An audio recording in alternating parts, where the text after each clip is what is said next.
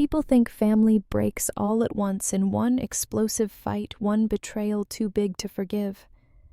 But the truth is, it fractures quietly over time, until one day you realize there's nothing left to hold together. For me, it started years before that day by the pool. Caroline was always the golden child. Even her mistakes were framed as charm.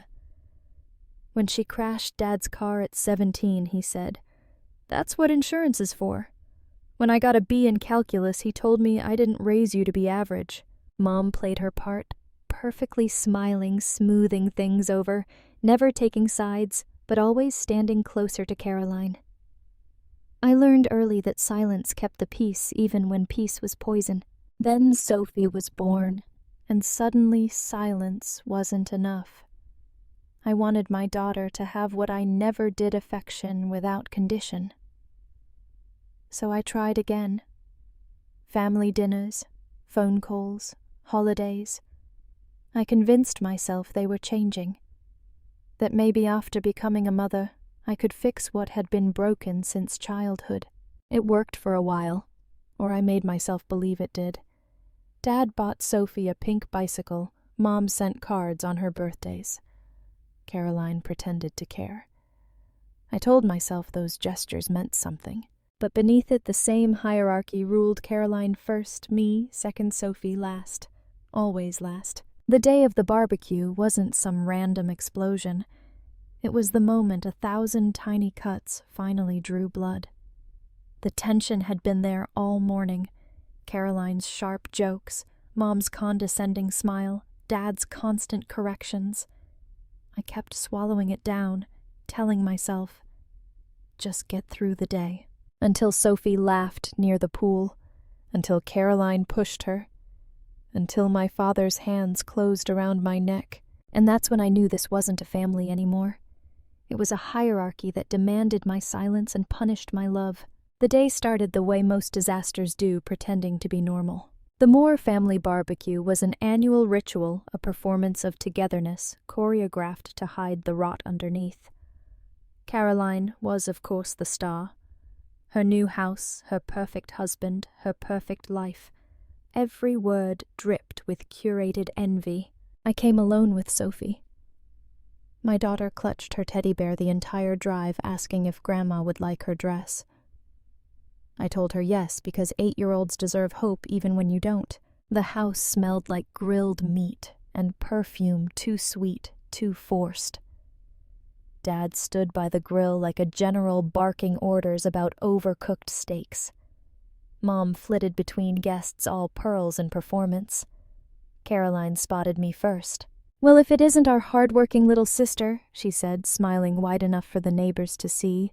"Still driving that old Honda?" I smiled back, still needing to compare. Her jaw tightened, but she laughed. "Oh, Elena, you're always so serious. You should relax. It's a family day." Family. The word felt foreign. Lunch blurred into polite small talk and swallowed resentment. Every time Sophie spoke, Caroline corrected her. Every time I answered, Dad interrupted. By dessert, I could taste the tension in the air, metallic like a storm waiting for thunder. Sophie wandered near the pool, tracing circles on the water with her fingers. Caroline joined her, smiling that brittle, photo-ready smile. I remember thinking, just breathe, Elena, it's fine. Then came the sound. A sharp splash. A scream that wasn't loud enough. I turned and everything slowed. Sophie was underwater, her arms thrashing. Caroline stood frozen, her hand still outstretched from the push, laughter fading into horror. My chair clattered backward as I ran, but before I could reach the edge, my father's hand clamped around my throat. "Don't," he growled. "You'll make a scene." A scene. My child was drowning, and he was worried about a scene. In that single breathless moment, I understood every lesson they'd ever taught me. Appearances matter more than people. Silence is obedience, and obedience is survival. But Sophie was my reason to stop surviving. I don't remember thinking. My body just moved. I clawed at my father's arm nails, scraping skin air, burning in my throat. For a heartbeat, I saw his face calm, detached, like he was disciplining a disobedient child instead of holding back a mother from saving hers. Then something inside me broke. I drove my elbow into his ribs hard enough to hear him grunt. He let go just long enough for me to stumble free and dive. The water hit me like ice. For a second, everything was soundless. Blue, muffled, endless. Then I saw her. Sophie's dress floated around her like pale ribbons, her small hands reaching toward the light. When I pulled her up, she gasped, coughing eyes wide with confusion and fear.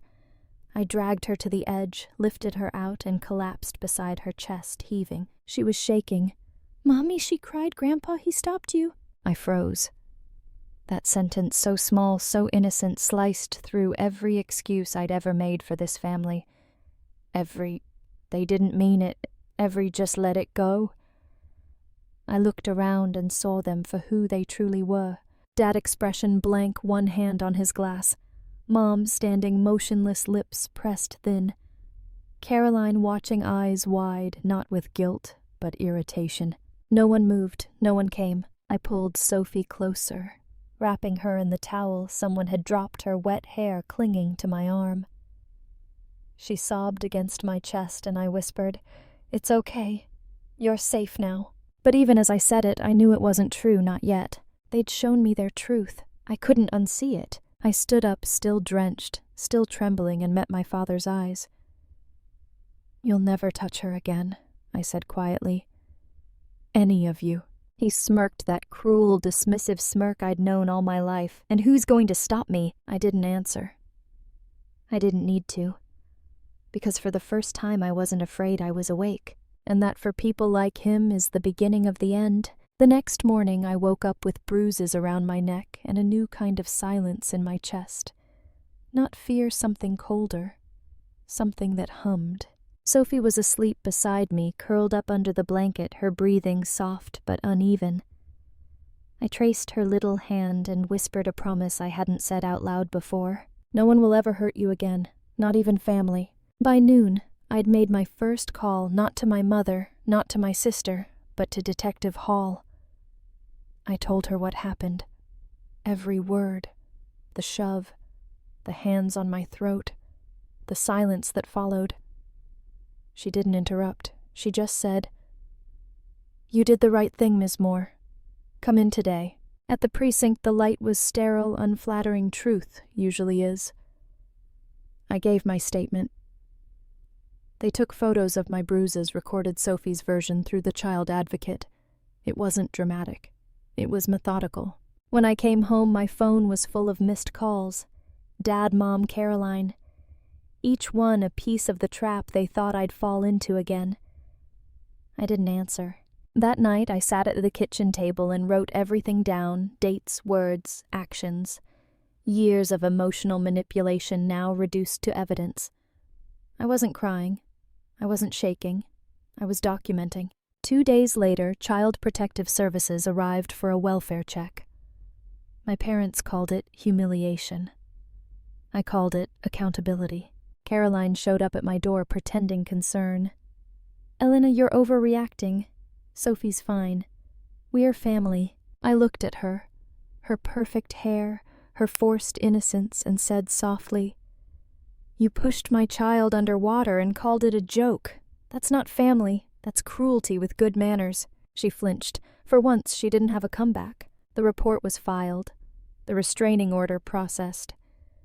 I didn't celebrate. I just watched the system piece by piece build a wall between us. It wasn't loud. It wasn't cinematic.